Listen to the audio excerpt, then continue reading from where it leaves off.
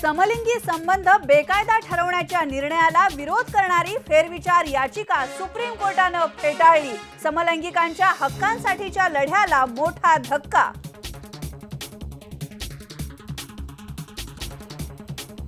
2002च्या दंगलींना मोदींनी प्रोत्साहन दिलं। उलट राजीव गांधी सरकारनं 1984ची दंगल थांबवण्याचा प्रयत्न केला। राहुल गांधी यांच्या या वक्तव्यामुळे शीख विरोधी दंगलग्रस्तांनी केली राहुल गांधींवर जोरदार टीका। तत्कालीन प्रधानमंत्री और राहुल जी के पिता राजीव गांधी ने समर्थन किया था।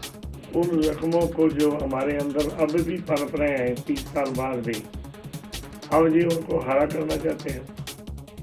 भाजपनं राहुल गांधींना करून दिली राजीव गांधींच्या वक्तव्याची आठवण, तर राहुल गांधी दंगलीच्या जखमा ताज्या करतायत। शिरोमणी गुरुद्वारा प्रबंधक समितीचा आरोप।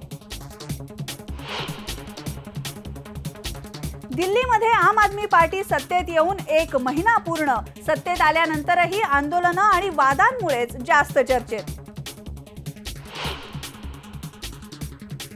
राज्य सरकार उद्या जाहीर करणार टोल विषयक धोरण। कॅबिनेटच्या बैठकीत घेणार निर्णय। संसदीय कामकाज मंत्री हर्षवर्धन पाटील यांनी केलं जाहीर। हिंगोलीमध्ये 7 वर्षांच्या मूकबधीर मुलीवर पाशवी बलात्कार। चिमुकलीचा 9 दिवसांपासून मृत्यूशी लढा। नागपूरमधल्या हॉस्पिटलमध्ये उपचार सुरू। आरबीआयचं तिमाही पतधोरण जाहीर। रेपो रेटमध्ये 0.5% वाढ। महागाई कमी करण्यासाठी रिझर्व्ह बँकेनं उचललं पाऊल।